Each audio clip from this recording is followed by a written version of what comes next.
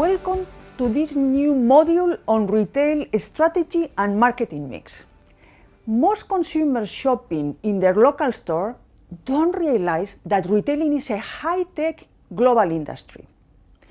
40 years ago, local retailers dominated the retail landscape, and some of the largest retailers in the US, Walmart, Amazon, were small startups or didn't even exist.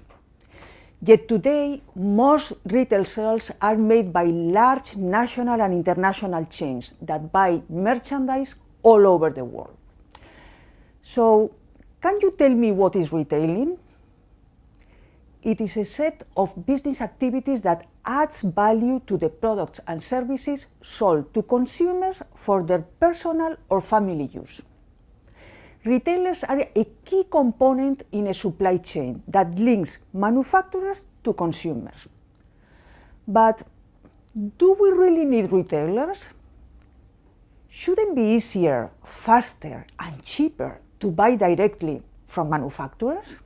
The answer is no. We do need them because they are more efficient in certain activities than the manufacturers, and do increase the value of products and services for consumers.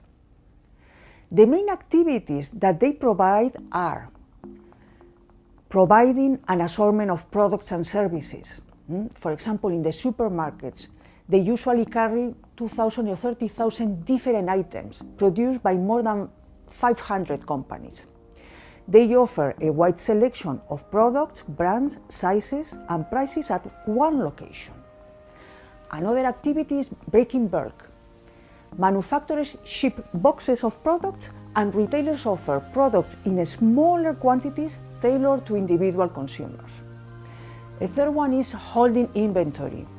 Product is available when consumers want it. And providing services that make it easier for consumers to buy. For example, to offer credit or provide information.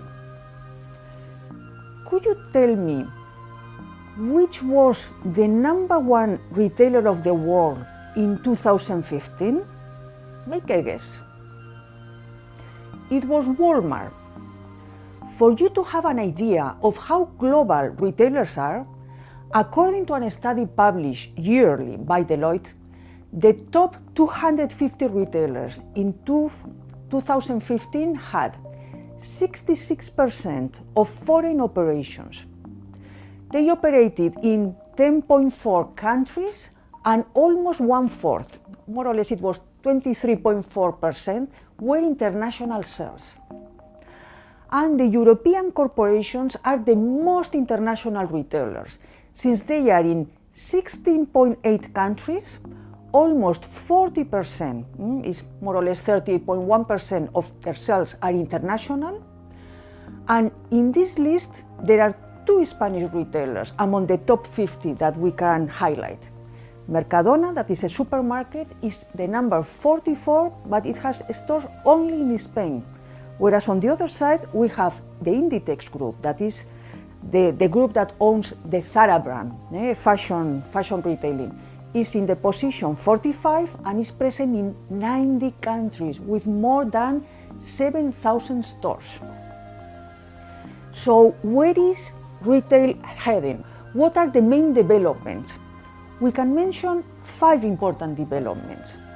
The evolving role of internet, the globalization of the retail industry, new ways to communicate with consumers, the use of technology in retailing, and the social responsibility of retailers.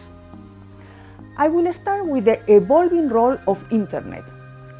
15 years ago, many experts thought that consumers would abandon the physical shops to buy in internet.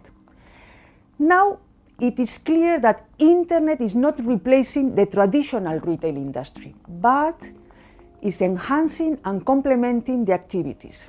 Internet is not only used as an additional channel, but also for selection and training of employees, to communicate with vendors, to have signage in the stores, and provide, for example, information and customer service.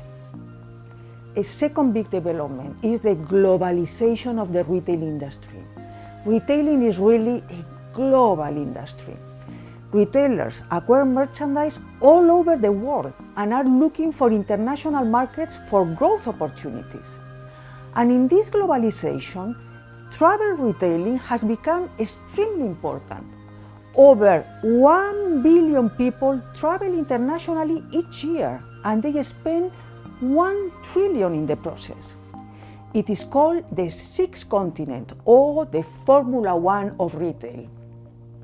Lengthy waits at airports provide a good atmosphere for experimentation and indulgence. Do not tell me that you have never bought in an airport. So a third development are the new ways to communicate with customers. Retailers do so using a mix of methods. The traditional methods like advertising, promotions, have been used for decades. However, nowadays, internet-based technology has changed the way retailers utilize their budgets and communicate with customers. We can see the impact of social networks on buying behavior. Among these new ways to communicate, I can point out two trends: faster retailing and experience retailing. Regarding faster retailing, speed is an important trend in retailing. Includes fast fashion, the pop-up establishment to quickly get products to the market, and self-service checkouts and kiosks to reduce and eliminate waiting. Millennials prefer fast response and immediate gratification, and delivery times are also being reduced very fast.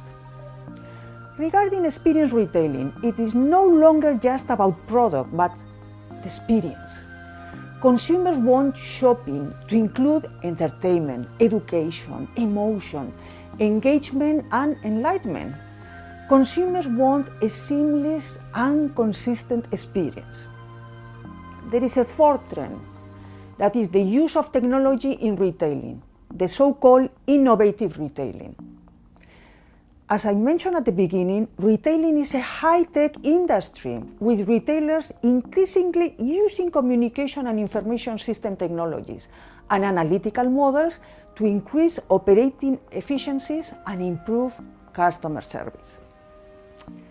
We can highlight some of them. Websites to sell products and services, seamless multi-channel, the GIS or Geographic Information Systems, the RFID or Radio Frequency Identification, the CRM or Customer Relationship Management, the planograms, the digital signage, virtual dressing rooms, and so on. There are many, no? And we shouldn't forget the mobile retailing. Almost 50% of the global population will be using a mobile phone this year, and the e-commerce sales done through these devices are skyrocketing. And there is one final development, that is the social responsibility of retailers. Retail companies have a major impact on the welfare of the consumer, suppliers, and employees. And given the importance of their social role, both consumers and retailers are more concerned about the social issues. There is a major interest of consumers in green products, ethical issues in sourcing merchandise, and sustainability aspects in the store operations. As you can see, there is no single formula for success. Retailers are embracing technology and using it in creative ways. And the speed of innovation and the disruption will not decrease, and demand of customers will continue to escalate. In the next class, we will learn which are the main type of retailers and who are the ones that are growing the most. See you then.